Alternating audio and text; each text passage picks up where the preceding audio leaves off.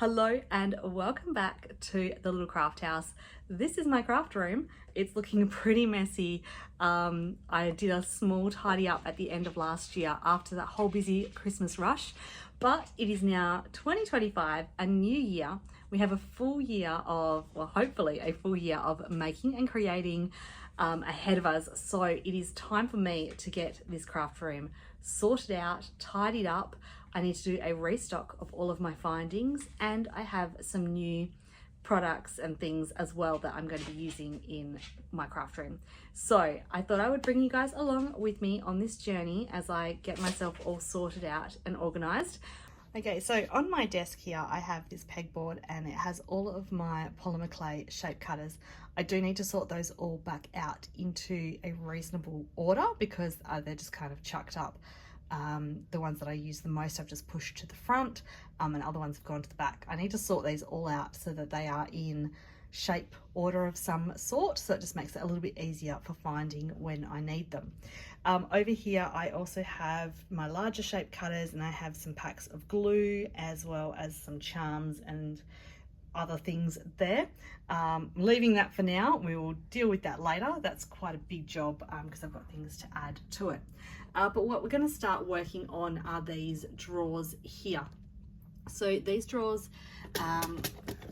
usually come like this with a little lid on top, but I've actually taken all the lids off of each of these drawers because I find it just so much easier just to pull them out and use the findings that are in there. So along these top ones here are my jump rings. So 8mm is the one that I use the most. So I've got my black, my bright silver, my rose gold. I don't have any normal gold ones left, so I need to restock those. In this tub here, I actually have the smaller 6mm jump rings. So these ones I used quite a bit of during the end of the year because I did some different styles of earrings that weren't quite as thick. So they would have like either like a thin metal charm, or they would have an eye pin or something like that, so they wouldn't need a big thick jump ring. So I was using the 6s and the 8s mainly for my earrings. So that's why I've got these ones in this tub here, because they were easy to access. I'll show you in a second my other jump rings that I also have, but for now I need to restock this one here, which is my 8mm gold ones.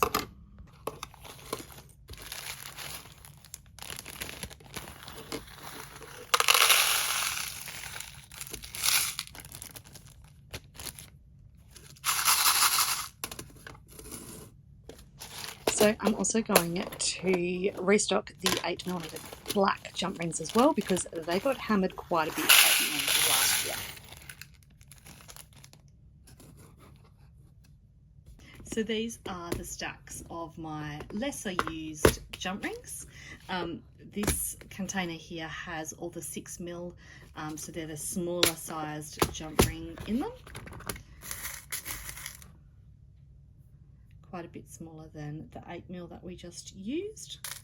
I have a few different varieties of colours in these ones as well, so just keep them all separate. And there's also these ones here which are quite a bit thinner, so I don't like to use those ones as much. I prefer the thicker ones because they have a better hold. But they're all my 6mm. These are my 8mm that I don't use quite as often. There's some different sorts of colourings in here, which do come in handy sometimes, which is why I like to have them on hand. And then I have the bigger 10mm.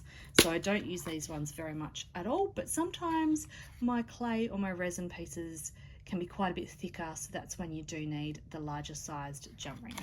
So I just keep them in these snap containers, keeps them all sorted nicely, and I just have them on one of my shelves so that I've got them if I need them. Right, next up is the next section of my little containers. Sitting on top here, you'll see that I have a bowl that has all my embossed stamping cutters. So they're obviously, they won't hang up, so I leave them in that bowl there. And that's some heads for one of my tools.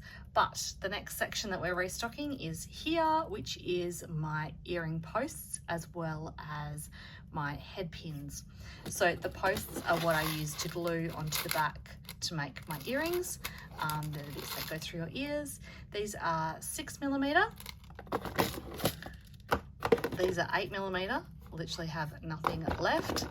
And then in this one here, I usually have the packets of the larger sized posts, but again, none left.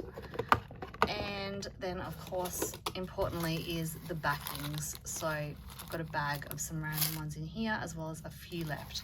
So they only just got me through the Christmas time.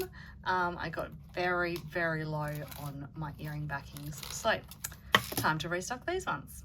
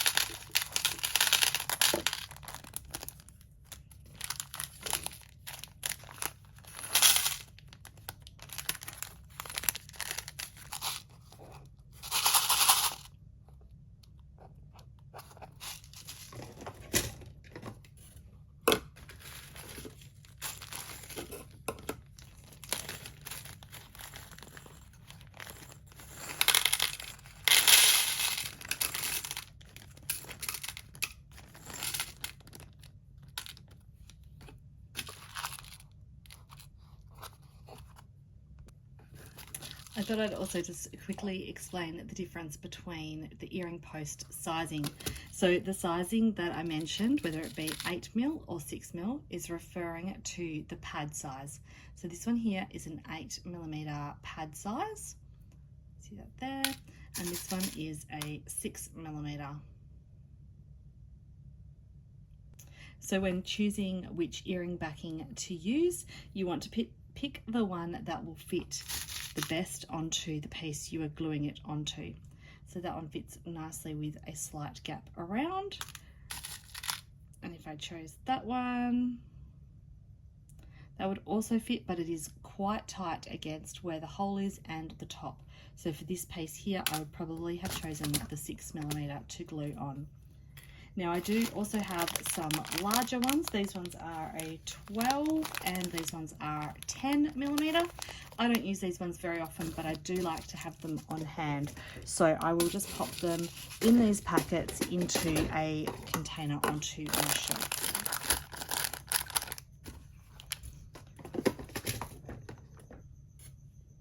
Okay, next up is the pins. So these are both head pins and eye pins that I have.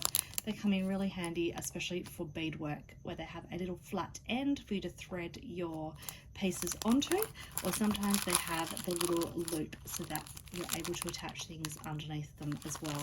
So I just have a bunch of random sizes and colours and styles in this tub here, but I've been using them a lot more frequently recently, especially since I've been using a lot of beads. So I thought I would dedicate a tub to these darker ones.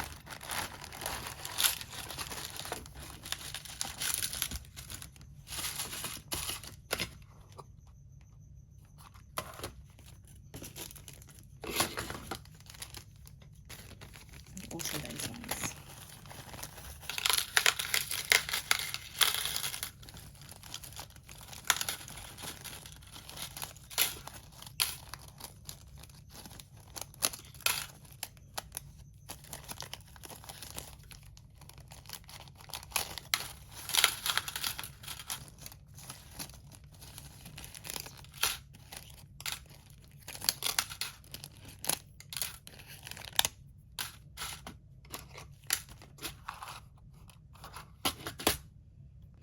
Right, next up, I was just going to quickly talk about hooks.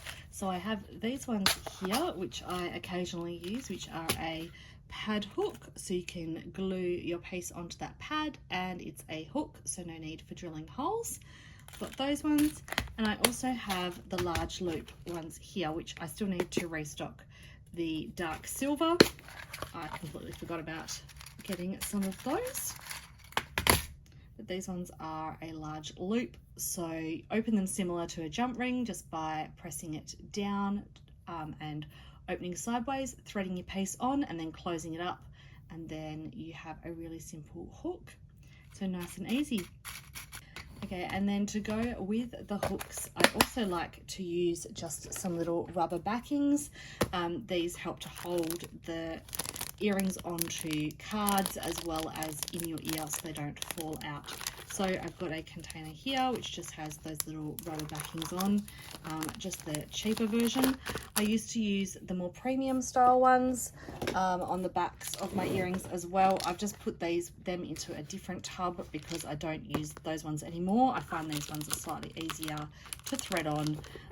So yeah, I've got those ones in that tub. These ones are to the side along with some of the comfort backings as well, because I don't tend to use those ones as much, but I do like to have them on hand in case that I need them.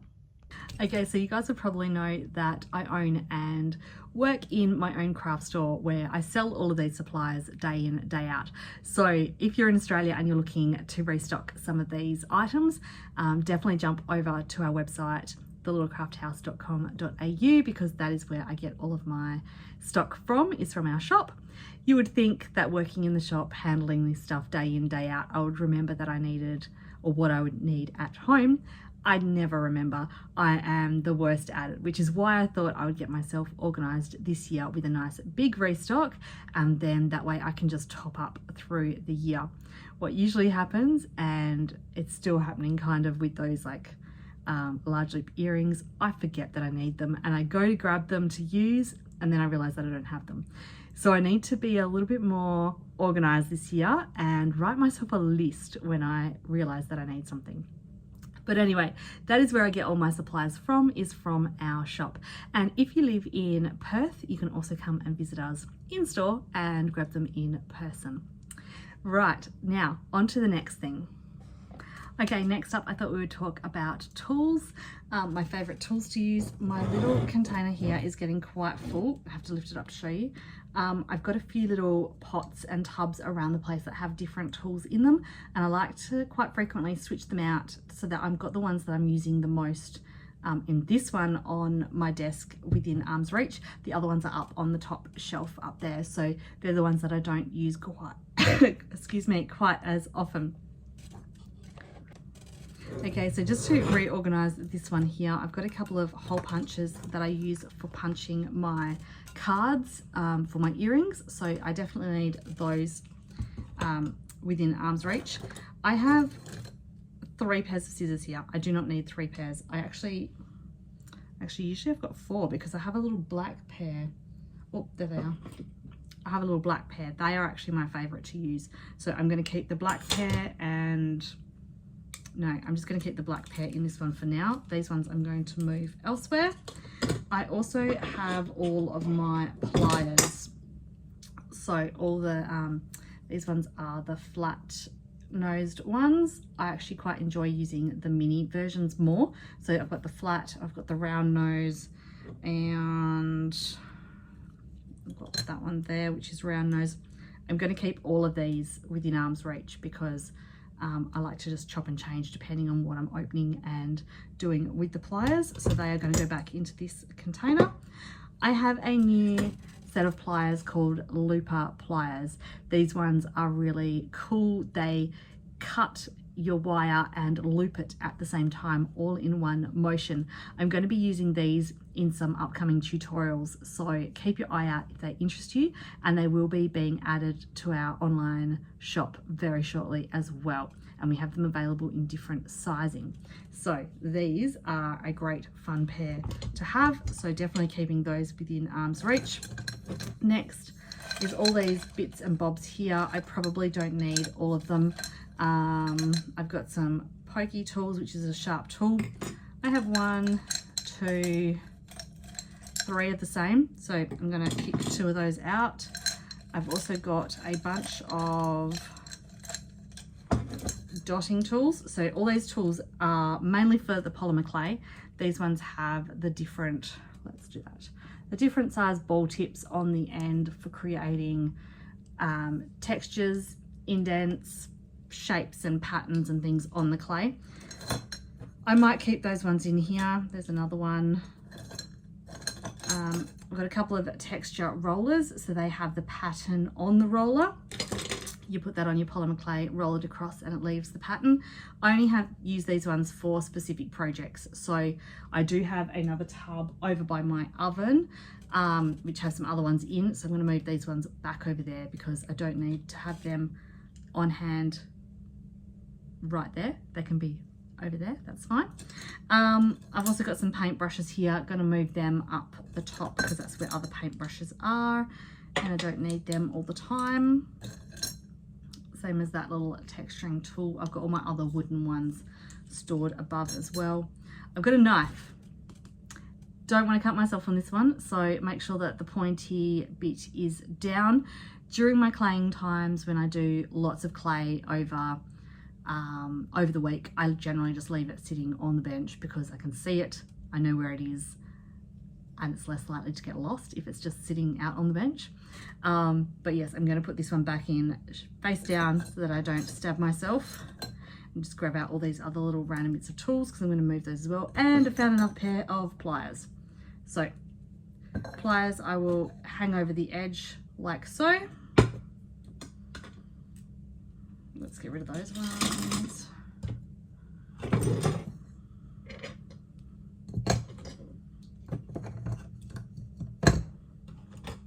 And those ones can go over the edge as well. So they're sitting like that. It's easier to see. Got the one pokey tool that I am keeping there. And I'll keep texture tools in there as well. Oh, and I had a biro, a pen as well. That's just going to stay in there. And my favourite scissors. Right. That is pretty much organised. Move that to the side. Okay, so I've got a couple of other new things that I've just brought into the craft room. So I've got a couple more of those containers that I store my findings in. So I've got these to be able to organise some of my charms and bits and pieces. That way they can just go in each little section. I'll pull this tag off afterwards so you can see what is inside. And something else that I invested in for my business this year is a ticketing machine, a price ticket machine, so that I can price up all my products individually with the sticker. Now, I've always thought that these stickers are a little bit tacky, and I still think that they are, but I've been participating in a lot of pop-up shops in shopping centres recently with my earrings, and they require every item to be priced and also tagged with your business name. So I found that the price sticker, the price gun sticker, this is the best way to price up those items. It's nice and neat. You're not allowed to do handwritten signage, so I can't just do like sticky dots with a price tag on them, so it's got to be printed, and I can do multiples pretty fast with these. So it wasn't the cheapest thing to buy. We just got it from a stationery company, but yeah, definitely worth investing in because I use it all the time. We also have a couple of these in our shop as well that we use, and so I was borrowing the one from the shop and bringing it home, but then we needed it in the shop, so I've invested in one for my business this year. Okay, so I thought I might talk about what is behind me here as well. So this side here is all fabric. That is from a previous business that I used to own and run. So it was a handmade business and I did some sewing. So I still have all this fabric left. I can't bear to part with it. That's all my favorite stuff. So I think at some point I need to put these in some tubs and put them under my table. It will free up some space for me to store stuff that I actually do need and use, but for now it just all sits there because I can't bear to part with it. Behind me here is my messy clay storage. So I've got packets of open clay there, and behind me I have some tubs with the divider tubs, and they've got blocks of clay in those. And then on this side here I have they're the cottons, and then vinyl for my Cricut machine. That's my scan and cut machine, and my Cricut machine is on the other wall there. I tend to use the Cricut more than the scan and cut, but I don't use either of them to their full potential. So that is on my list of things to do this year, is some more crafting with those machines. So if you would like to see some projects with those, please leave a comment in the comment section letting me know what you'd like me to make, and I will do a tutorial on that, or if it's not a tutorial, I'll just bring you along with me whilst I make some things. So yeah, that's what's going on behind me here. That is as organized as that's going to get. It's not getting any more organized. I did take some time at the end of last year to rearrange it all a little bit. Oh, and I didn't mention all my books, all my magazines. Magazines here, and there's books down further, because I cannot bear to part with any sort of crafting books or magazines, because I find inspiration in everything. So I can't part with them, because then I will be craving that inspiration at some point. So yeah, I just hoard them all. I'm a craft book hoarder. Again, last up, I thought I would share with you what my Christmas present was, and it is a brand new pasta machine. So for the last, I don't know, 8 years or so, I've gone through a couple of pasta machines, but I use them to death. So they've just been the cheaper varieties. So this year I've been spoilt with a really good quality pasta machine. So it looks like it's black too, which is really cool. So we're going to unbox this one together and get it set up, and yeah, I look forward to using this one this year. Right, so I'm going to chop the top of my head off whilst I unbox this. So quite exciting. You can see here, this is my other craft storage sitting on top. My other machine is just here. This one is, let me undo it actually, and I'll show you. Ooh, clamped to the table.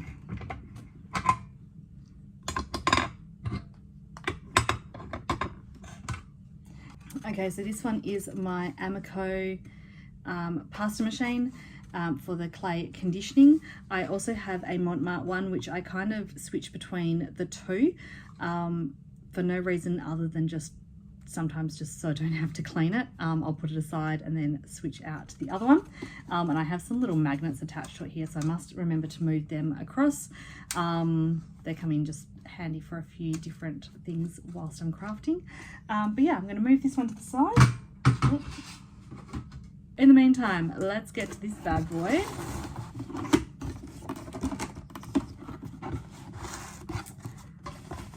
Alright, so we've got,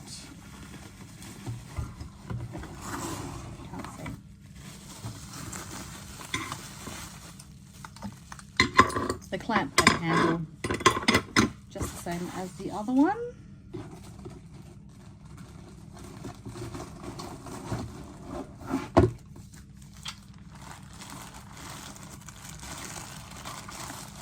I love that it is black.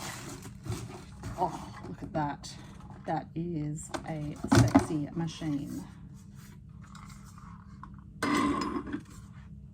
And then in this, oh, that's heavy. I think that's the additional pasta parts. Yeah. Oh, look at that. It's quite ferocious with all those teeth and things. I'm not going to use this at the moment. I'm going to pop this back in the box and play around and work out if this is going to be appropriate to use with the polymer clay later. I'm just going to pop it back in here for now. There's an instruction manual and things in there as well. But for now, I'm just going to, let's put this on the floor.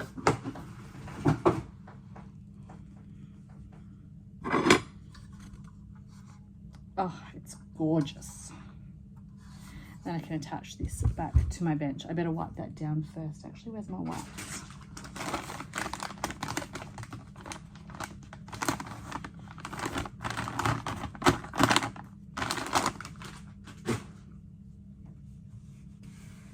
It's always a good idea as well when you have a new machine just to wipe out the blades. So whether that be with an old bit of polymer clay.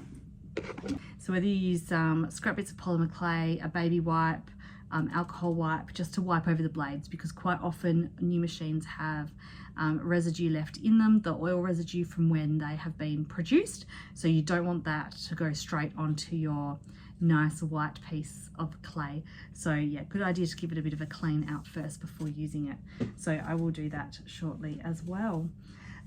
You'll be able to see me using this in some upcoming tutorials because this will be my main machine from now on. So yes, I love that.